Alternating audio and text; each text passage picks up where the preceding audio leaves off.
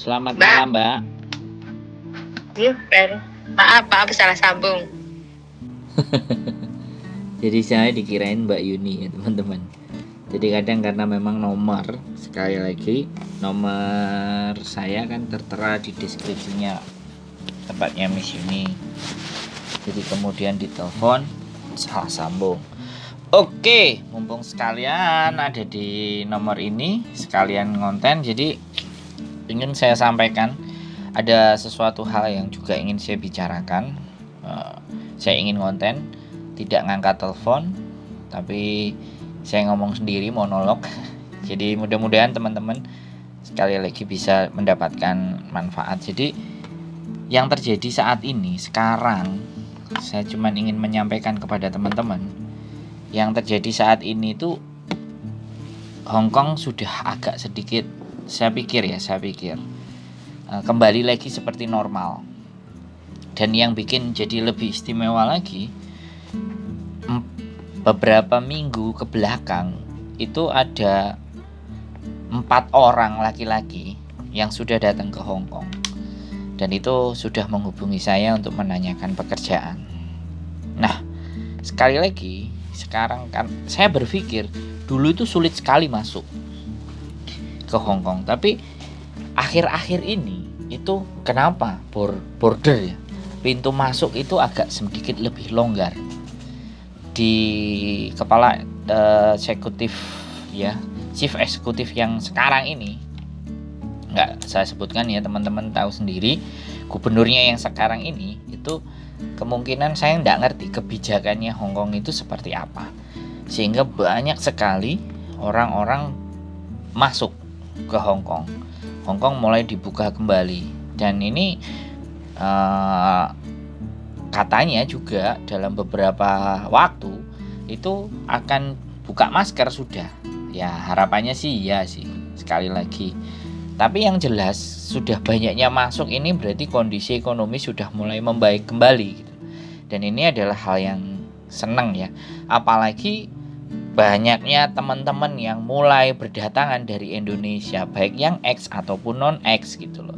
Akhirnya cerita-cerita terhadap teman-teman yang non-X ya, otomatis 7 bulan akan kaget. Atau mungkin yang X-nya Taiwan, yang jelas akan kaget dengan kondisi di Hong Kong. Kalau yang sudah lama kadang-kadang ada juga loh, dari beberapa kemarin teman yang masuk prosesnya melalui saya. Jadi beberapa itu juga ngerasa bahwa kok segini amat Hong Kong.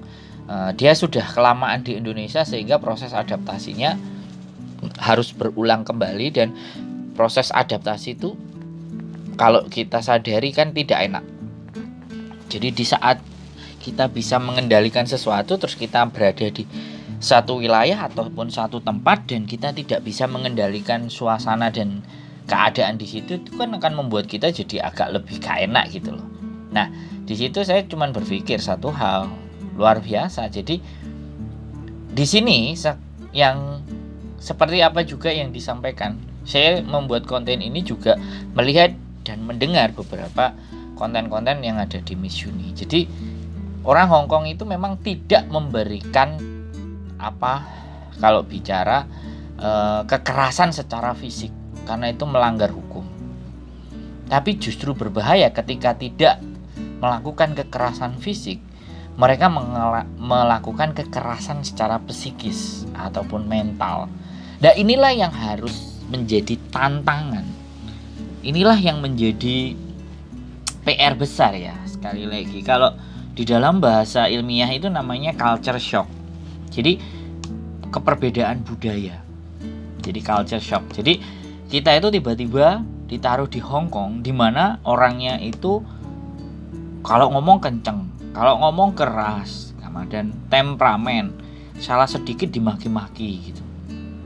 Salah sedikit udah kayak nggak terima. Jadi terkadang kita merasa kok kita itu diperlakukan. Makanya banyak teman-teman di banyak organisasi itu menggaungkan bahwa we are not slave, kita bukan budak. Jadi itu karena mungkin sekali lagi ya, kita tidak terbiasa kan untuk bagaimana keadaan dan kondisi di Hong Kong. Saya pun jangankan kok teman-teman, saya aja yang notabene-nya bekerja, yang bisa dikatakan bahwa ibaratnya identitas oke lah. Jadi menerima makian dan menerima cacian itu juga sering. Apalagi saya pernah juga bekerja untuk jadi sungfo. Sungfo itu angkat-angkat barang.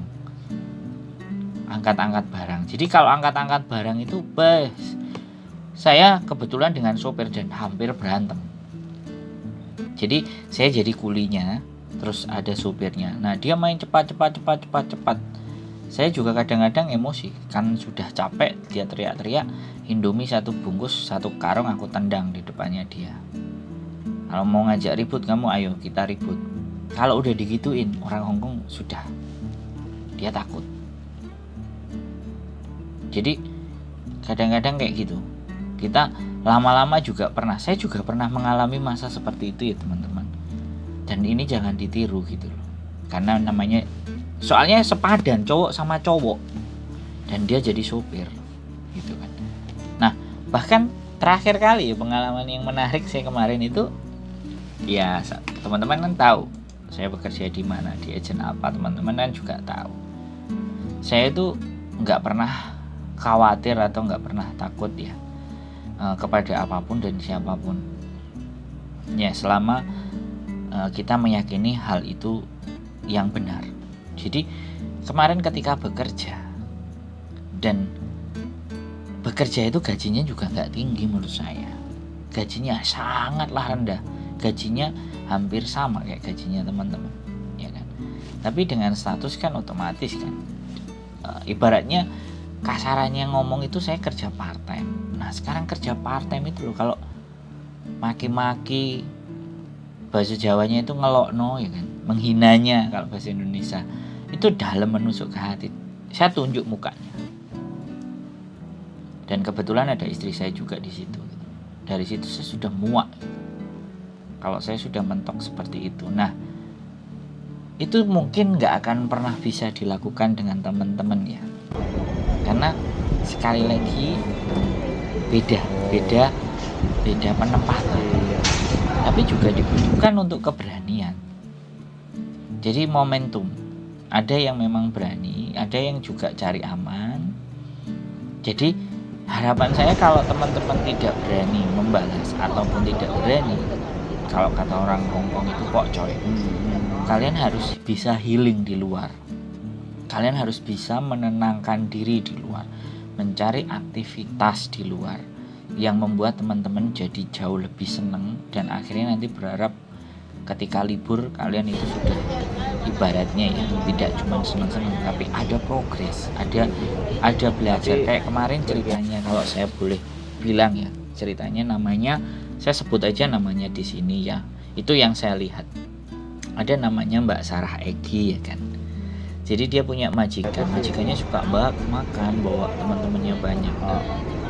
Dia kebetulan belajar masak. Terus kemarin dia juga belajar rias, dan belajar masaknya itu keren menurut saya. Nah, ketika dia belajar masak, dia banyak menu-menu western yang dia mau bikin disodorin ke majikan. Dan alhasil majikan seneng, diceritain aktivitasnya di luar, belajar cooking gini, didukung sama majikan, dan gajinya ditambah gara-gara dia punya kemampuan mengupgrade diri, mau belajar memasak. Tapi ada dua kemungkinan, ketika dia pintar masak dan bagus, majikannya akan mengundang para teman-temannya karena kebanggaan. Karena cicenya bisa masak sesuatu yang istimewa. Kan ada dua mata pisau, artinya begitu kita pintar, kita dimanfaatkan. Jawaban saya enggak, ya kan. Party pun berapa sih? Mereka enggak setiap hari, paling kalau pesta-pesta. Nah, dan mbaknya itu passion banget dengan masak. Ini kadang masih ya, saya nanya-nanya terus. Saya pingin melihat. Terus, jadi teman-teman itu sesuatu. Hidupnya tidak penuh dengan kegalauan. Hidupnya itu tidak benar-benar merasakan omongan-omongan majikan. Tapi kalian itu sudah datang ke Hongkong. Kalian sudah menginjakkan kaki di Hongkong. Dan Gusti Allah itu mengizinkan kalian untuk sampai di Hongkong dan bertempur habis-habisan bangun duluan. Belum. Iya mas, sampean penak ngomong. Loh, saya juga sama kayak sampean mbak. di awal-awal itu kalau bisa dirasakan, kalau sampai semuanya mungkin masih enak tinggal di rumah majikan, ya kan, tinggal di rumah majikan, bisa ngiyup, tidak panas, tidak hujan, tidur yo ada selimut. Saya di Victoria Park saya tidur. Orang-orang lama yang di Victoria Park, ya aku nggak ngerti, tidak semuanya tahu, tapi ada yang tahu juga. Saya tidurnya di Victoria Park, dan saya 1,5 tahun. Sekali lagi, tidak seperti teman-teman punya visa, ada majikan, los-losan. Saya menanggung diri saya sendiri. Di luar sana nggak ada duit buat nyewa hotel. Ya itu semua saya lalui dan saya alami. Jadi jangan pernah melihat seseorang itu karena sekarang berhasilnya. Jangan, kita nggak akan belajar.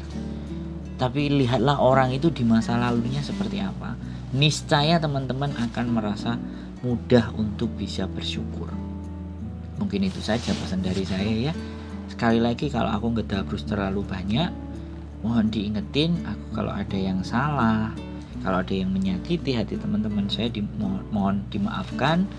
Kalau nggak dimaafkan ya ketemu saya tinggal digablok, mas kowe wingi ngomonganmu gak enak, saya gak terima piye. Nah, teman-teman boleh bilang seperti itu, boleh teman juga kritik, saran yang terbaik. Saya bukan orang yang anti kritik dan tidak bisa dikasih saran, tapi saya justru menjadi orang yang kepingin menjadi orang yang bisa membuat segala sesuatu itu jauh lebih mudah, jauh lebih enak, semampu dan sebisa saya. Sekali lagi, ada punya masalah teman-teman semuanya bisa dihubungi di nomor saya ya, untuk ngobrol, sekedar cerita. Saya nggak mau bilang curhat, karena saya kepinginnya adalah mengelola cara dan pola berpikir kita, bagaimana menghadapi dunia yang semakin tidak menentu. Itu saja dari saya. Semoga bermanfaat monolog ini buat teman-teman semuanya. Selamat malam, tetap di channel YouTube saya, dan see you the next video.